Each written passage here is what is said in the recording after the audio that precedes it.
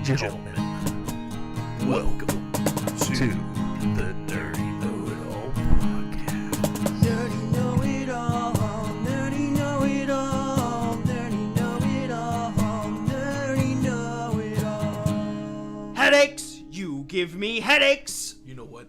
You give me a headache. Let me explain what happened with the first episode. You nearly lost it. I didn't lose it. You nearly lost the episode. It once was lost, but now is found, and is available on SoundCloud. Oh, man. Man, let's just get this thing started. Maybe I don't want to. You know what? You're fired. You're fired. You're in my house. All right, bye. Literally. What's up, guys? This is Kevin. I am here with... I don't know my name. I am Scott. Wait, sir, are you Kevin and Scott? Yes. Oh, hell. Who are you? Who are you and what are you doing here? Hey, who are you kids and what are you doing in my chocolate factory? Oh, God. This is going to be a worst episode. This is going to be the best episode ever. Worst! Tell the people your name. My name is Zeke.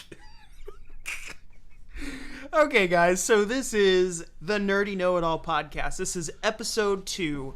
Hey, and can I ask a question real fast? Why is it called the Nerdy Know-It-All Podcast? Because we're nerds. Oh. That hurts. And we don't know it all. That hurts. We have a very ironic title. That hurts deep down in we have in a the very core of this heart. You know, you have no heart. You have farts. I do have those too. They stink pretty good, dude. Okay, anyway. So, guys, this is episode 2 of the Nerdy Know-It-All Podcast. TV then versus TV now. Today, I am here... TV then? Nothing. It's flawless. What's wrong with TV now? A lot. Okay, there's the end of the Spoiler podcast. alert. Okay, guys, so I am here with Scott, who refuses to introduce himself, but I guess his name is Zeke because he got into this stuff because he got amnesia from playing in a football game back in the day. Now he can barely remember anything. You promised Pete $10,000. We're talking about a podcast today, and does it involve balloons? All right, this. All right, guys. So we are talking about TV then versus TV now. What we've noticed over time is that TV, Scott, I don't know about you, is not my go-to form of entertainment. You know what? You should make more eye contact when you talk to me. I'm looking at our cheat notes over here. Oh. I just blew the lid off of that. Oh, all right. I mean, it's a podcast. I mean, you can't say you can't hear everything on the That's nail, fine. They so. can't see us. It's, All right, guys. So yeah, Scott, I don't know about you, but I don't watch a lot of TV anymore. I've sort of grown out of that for the most part. my Xbox is my TV. Pretty much.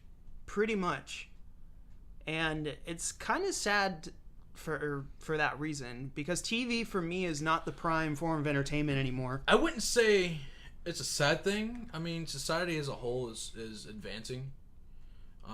And society as a whole is advancing far more than it needs. I shouldn't say it needs to, but it's far more advanced than where we are right now. I would agree with Like, that. we're not prepared for this advancement, but the technology is there for us to do it. Yeah. You know, my thing, man, is I sit here and I think about it, and you and I have discussed this multiple times. Man, we used to go to Blockbuster every Friday, grab a couple movies, come back with some popcorn, some drinks, plop on the couch, and just watch a couple movies, hang out, and just shoot the shit. Pretty much, yeah. And now here we are going, man. I drive by several Blockbusters that have shut down, and it's like, man, I remember those times. You know what I really miss though was honestly how good old TV shows were when we were kids. Well, see, that's the other thing too. Like, you know, I catch glimpses of TV here and there, and the thing is, you know, looking back when I watched old TV, the commercials when they interrupt TV shows, I was like, oh, come on, man, commercial after commercial. Now it's like, how about how you used to get more out of an episode when a show, rather than being a 30-minute to 45-minute to an hour episode, was 2 episodes crammed into 30 minutes, and a commercial break was just a break in between 2 episodes. That back then it made sense. Absolutely. So I mean, you look at the old shows that we used to watch, Drake and Josh. One of the biggest shows that we used to watch. Out of the big 3, man, I gotta ask you this. We had Nickelodeon, we had Disney Channel, and we had Cartoon Network. What was your favorite out of those 3? Honestly, out of the 3, it actually started out with Cartoon Network. I can agree. And then here's the thing. Cartoon Network went down real fast, so Nickelodeon took over, and they started bringing in these live comedic TV shows like Drake and Josh. Like, there was live comedic TV shows, but how about you remember the Slime Channel on Nickelodeon? Man, I remember Slime Hour, where they used to do like an hour or 2 hour episode of people just getting slimed and do games and everything, or Triple Dare or whatever it was, or Triple Dare 2000 or whatever it was. No, favorite thing ever. Nick Gas, where they did the game shows, Legends of the Hidden Temple. Well, man, here's the thing. Just the little obstacles that you used to do, like the kids. I can't remember the show, but they used to be tied up to a harness. You had to climb up a mountain and hit the buzzer or whatever. You had obstacles or different. Here's the thing, man. So we had game shows, and back then, I didn't really get into Teen Nick until I got to about middle school. Right. But the cartoons on Nickelodeon and Cartoon Network were flawless, in my opinion. Cartoon Network has some of the best shows. Let me point period. this out. Let me point this out. Back in the day, they did. The innuendos in all the shows back then. Like, you sit there now and you like, if you rewatch some of the shows and you're going, wow, I can't believe I missed that. Would you let your kids watch any of these shows now? I would. Well, yeah. I mean, here's the thing. Here's the thing. Like, today's technology, like I said, it's one of those things. It's like you can look up anything, anything. So I mean, I'm sure there's kids that are 8 years old who's out there who already knows stuff they shouldn't know. So well, when it comes to these shows, you have to. When it comes to these older shows, do I think some of the kids already know what they're talking about? Absolutely. It's not. I'm not saying. Well, let's get into some specifics here, man. How about with Cartoon Network? My favorite show was always Ed, Edd and Eddy. So Cartoon Network was just my all around like cartoon place to go to. Yes. Like, I'd always wake up every Saturday morning. The name held like, very, very true. I can tell you this right now. I'd wake up every Saturday morning just knowing it's the weekend. Got home Friday night. I'd stay up late, go to sleep late, wake up early, and get me a big bowl of just a bowl. Cereal. Some milk. So cereal. you would just grab a bowl just to hold. You wouldn't put any food in it? Yes. Because what I would do is take the bowl, the box of cereal, and the thing of milk and go sit down in the living room on the floor in front of this big tube. I'm talking about tube TV, not the flat TV, a tube TV, and turn on Cartoon Network. And what were your go-to shows? Man, everything. Honestly, everything was spotless. If I had to really pick, it would be either Ed and Eddy or Looney Tunes. Just because it was just one of those things. It was just always funny to see, Bugs Bunny always outsmart Elmer Fudd, who's the hunter. Right? I mean, it's just, it's a bunny. It's a rabbit. No, man. Shows like Ed, Edd and Eddy, Courage the Cowardly Dog. That was another one. That show scarred me as a kid. Well, here's the thing. Cartoons were not made for kids. Honestly, cartoons were made for adults. They genuinely was made for adults. And then kids just started watching and they never got the jokes. They always laughed. So parents were like, hey. SpongeBob, supposed to be an Adult Swim show. SpongeBob got so much heat when parents finally figured out what it was based on and everything. After it had already been on the air for many years. Right, 4 or 5 years. So, but that was the beauty of it all, man. There was such an innocence around TV back then. Nobody was concerned with a little innuendo there. You know what? I've always wanted to know. How the hell did Ed and Eddy get those jawbreakers in the mouth? I don't know. It made me concerned. I never found a jawbreaker that big, so. Well, here's the thing. I don't plan on putting anything that big in my mouth, so. Yep. Yep.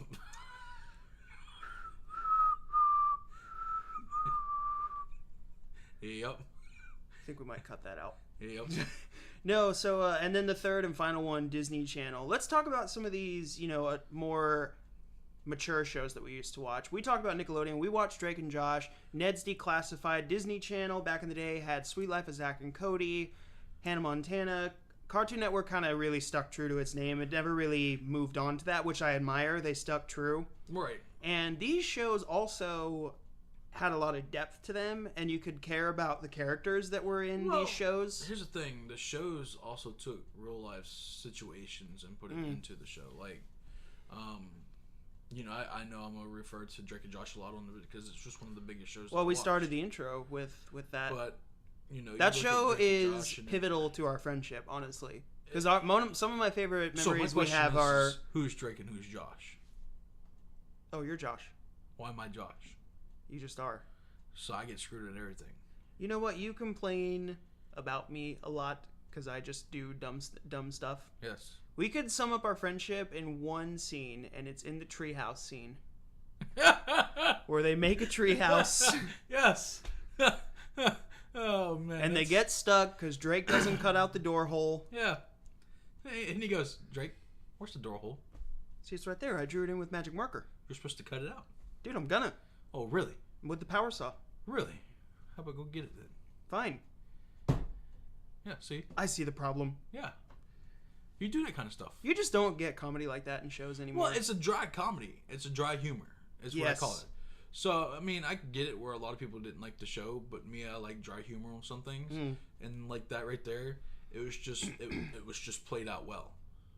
One of the things I really liked, too, about shows back then, man, is that cartoons and the Teen Nick or more mature Disney Channel shows alike and Cartoon Network, parents and kids could get behind them.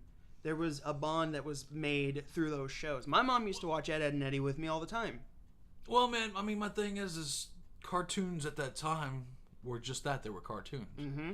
Cartoons now are so basic, so plain, just for kids. That... Have you explored any of the cartoons nowadays? Those man, are so let me utterly explain. horrible for me. Let me tell you what. I tried one cartoon. I'm not going to lie. I tried watching the remastered Teen Titans.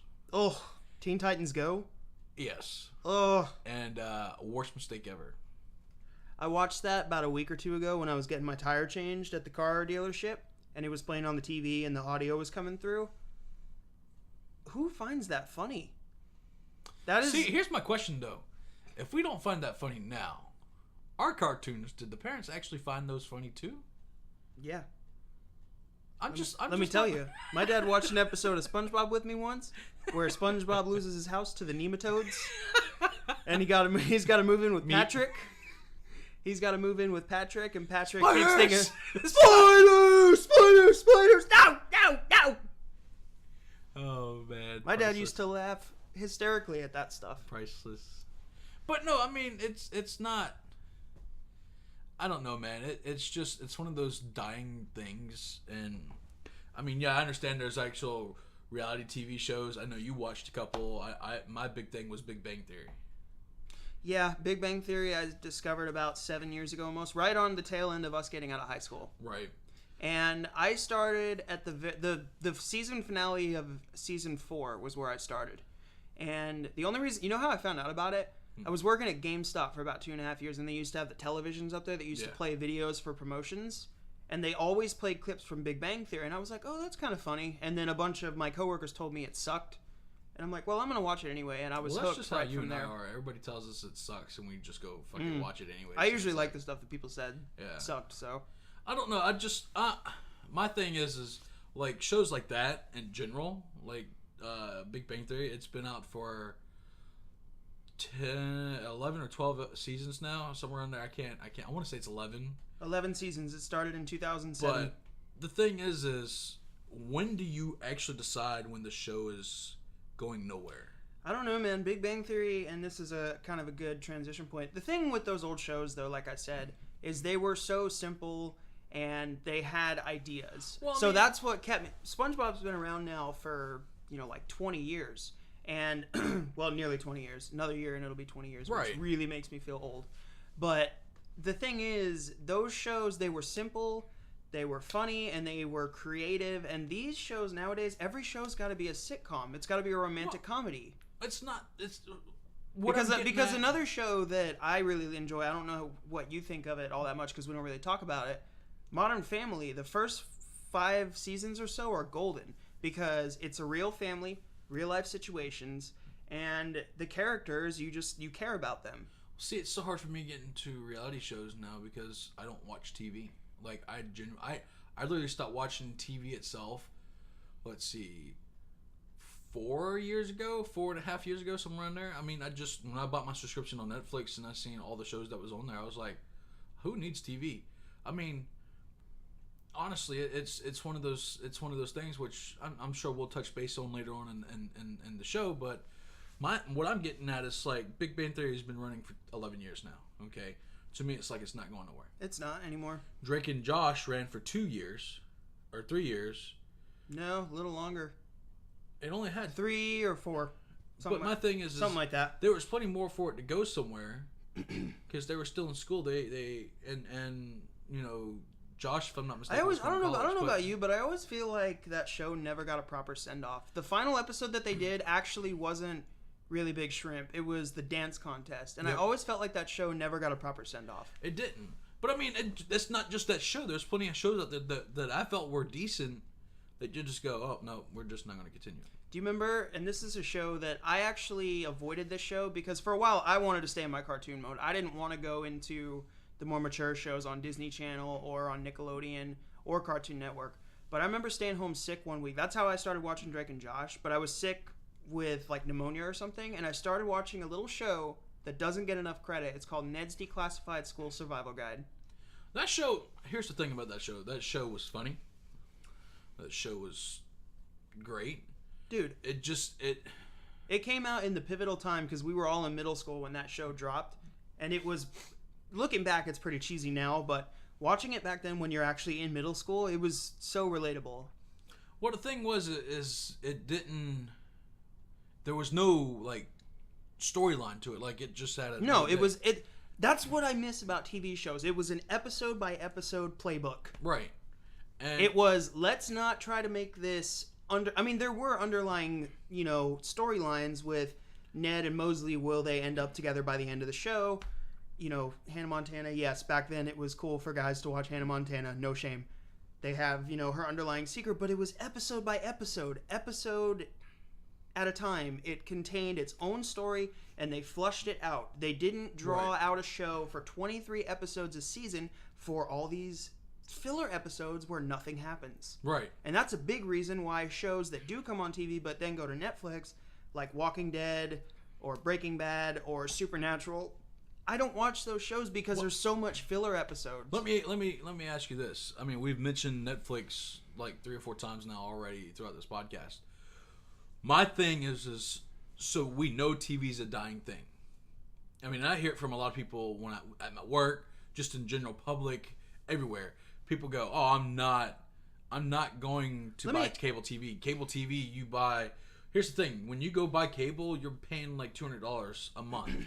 When you can simply pay $60 a month, get the highest internet that you think you need, which is not that high, to stream. Well, let's look at some of the examples here. A lot of shows too don't even go to TV first. We have Netflix originals, we have Hulu, we have just a bunch of streaming services, we have Amazon Video. We have people that, even as movies go, they don't buy movies from the store. They buy everything from Amazon or any of the streaming services.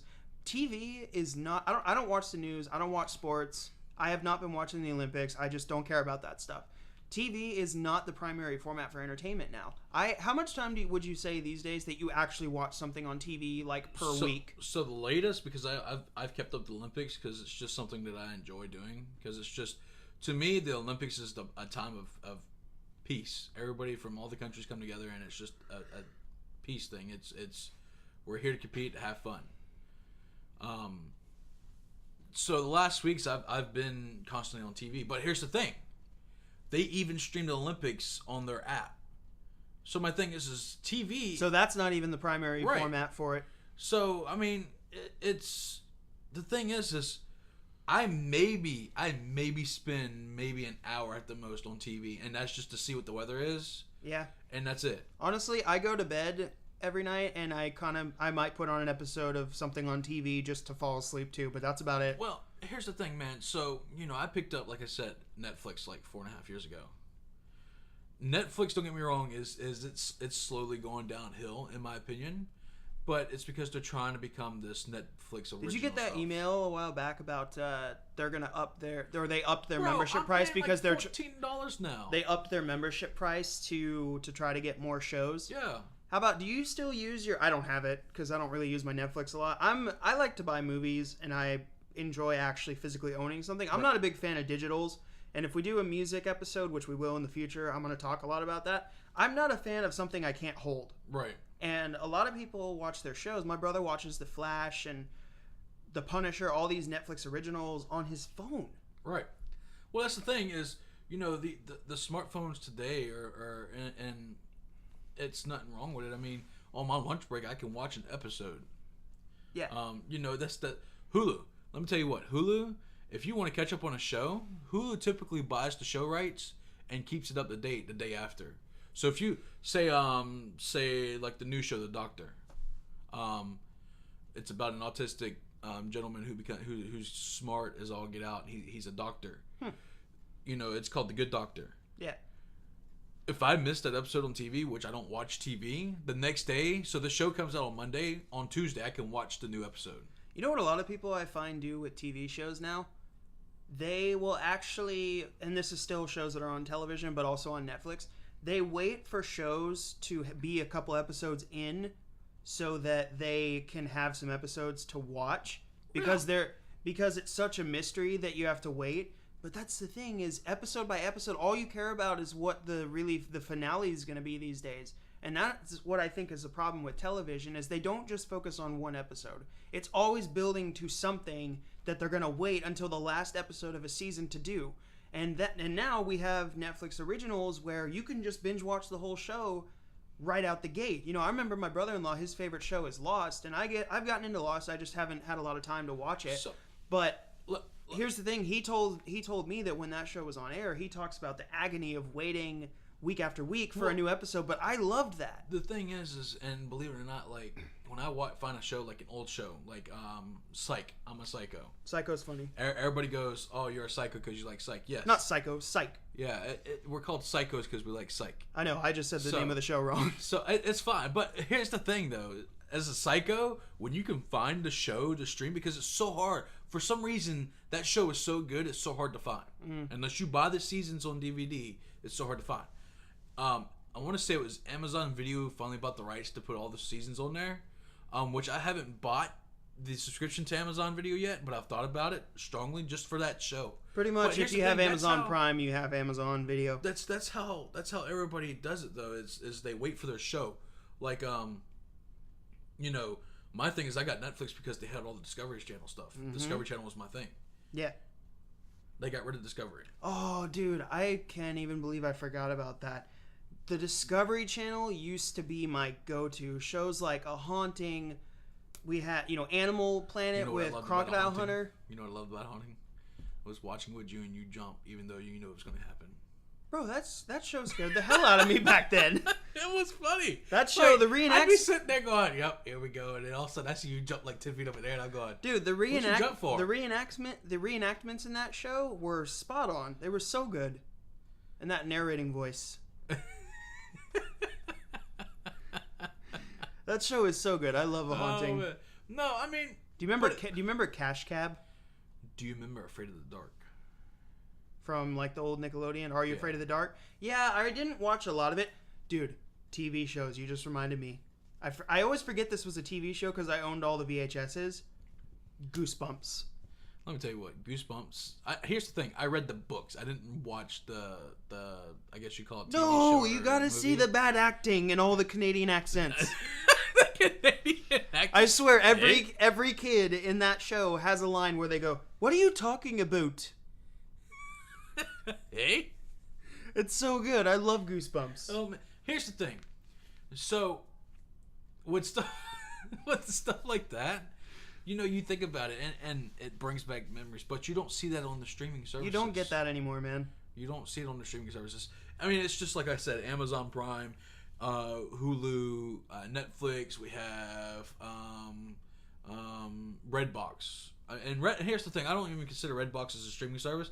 Redbox is more of the new Blockbuster. Redbox tried to take over for Blockbuster, and it has failed miserably. No, I mean, there's still people who use it. No, I'm not saying people... But here's the thing, and I said this the other day. Redbox only caters to the big releases. If there's a more obscure show or movie that you want to see, you can't get it. But here's the thing. Amazon and Netflix and Hulu are fighting those rights now. They're fighting to make that money to be able to pay for the new movies. Dude, one like Netflix, there's been like 5 movies last year that just were in theaters, just came out on DVD, and then right there they're on Netflix. Dude, I just gotta say, to start to like put this into perspective on what our thoughts are. TV, the difference between TV now and TV then is television per se doesn't really exist. No, it's I wouldn't say it's sad. It's what it is. Yeah.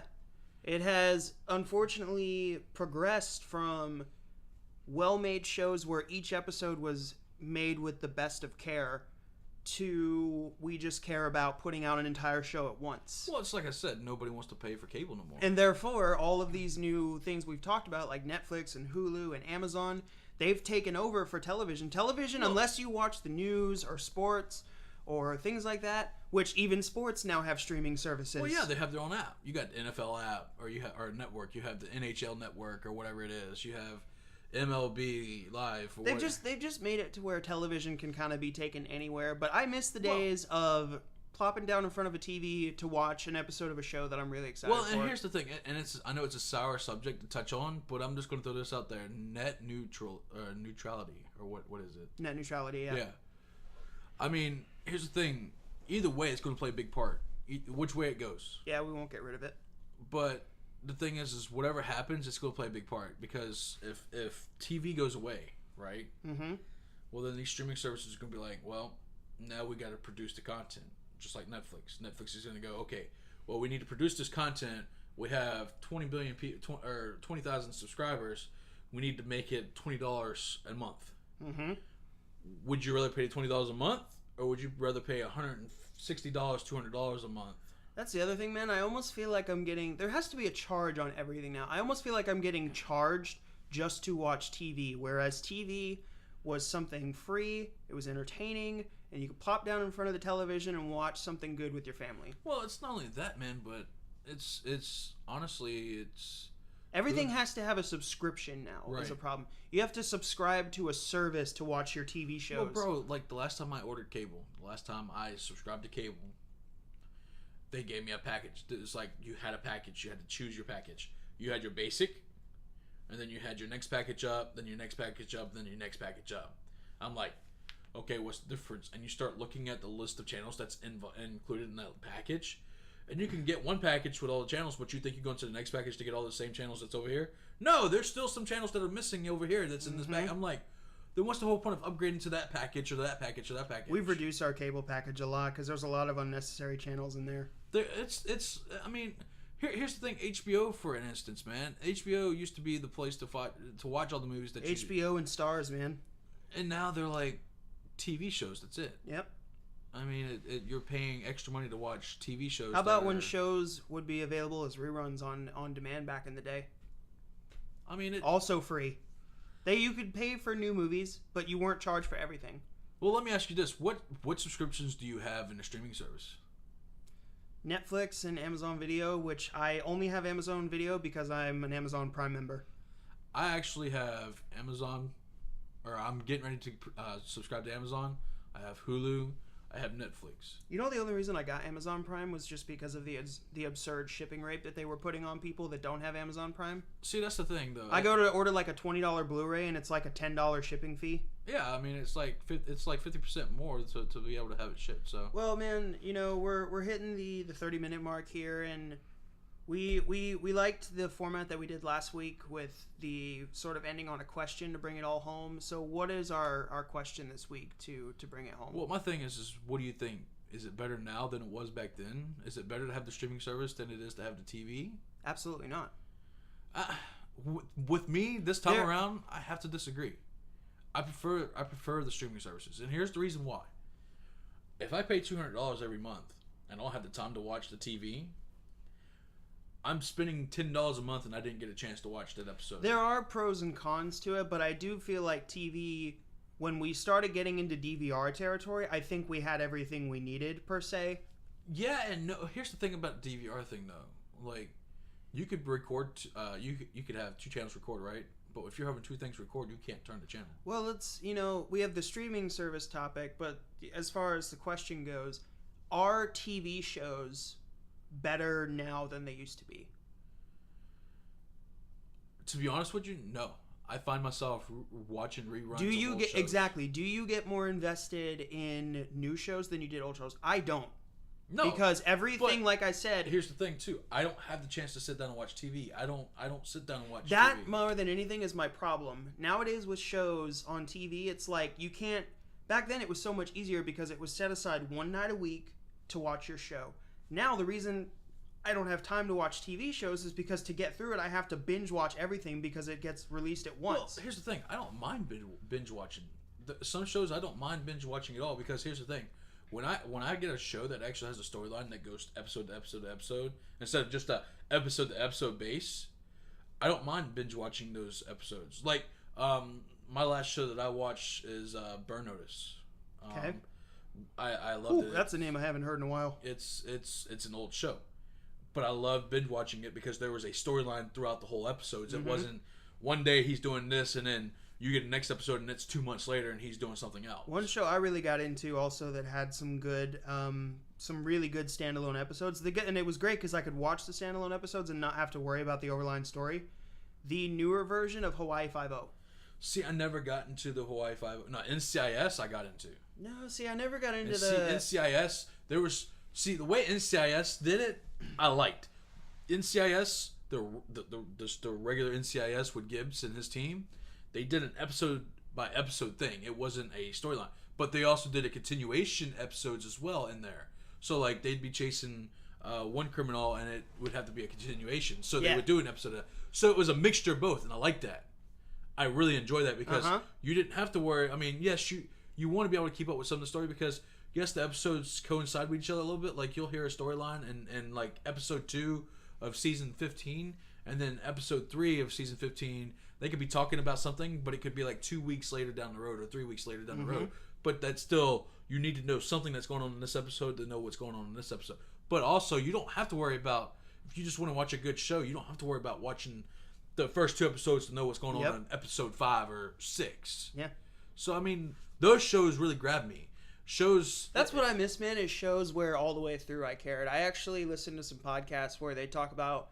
They're like, the whole show's not good, but I would watch this batch of episodes. Right. So overall, guys, to kind of sum this up, I miss the integrity of shows when it didn't feel like a lot of it was a cash grab. That's my thoughts. I think streaming does have its pros and cons, whereas compared to streaming in the music industry, that we'll have another episode of that later on. But, like I said, to sum it all up, it seems like we have differing opinions on it, which is totally fine. We don't have to. We don't agree on everything. We don't. Well, let me ask you this. And I know we've already asked a question, but here's the last question for you. Where do you buy most of your DVDs from? Amazon. See, I like going to Best Buy. I do. But now, and maybe we can make this lead into the next episode as music, but have you noticed when you go into buying DVDs from Best Buy, there's not a music section? Yeah, we're going to have a whole episode on this, don't you worry. So, it's just, it's heartbreaking to see that, man. It's heartbreaking. Yeah, well, we're going to do another episode, and we're going to talk about that, absolutely. But Amazon and Walmart, those are my go-to places, because Best Buy doesn't even have that good of a collection anymore of DVDs, period. I can't, I usually go to Best Buy or Target. Mm-hmm. And Target usually keeps the older movies in stock, where Walmart. A lot of the problems I have with Best Buy, as my final closing thought, is just their pricings on DVDs and TV show movies. They keep them at a high rate. They do. Where the other competitors just keep it. They mark them down to get them sold real fast because they have an abundance coming in. But Best Buy is one of those industries that can sit on it for a little bit and then. Exactly.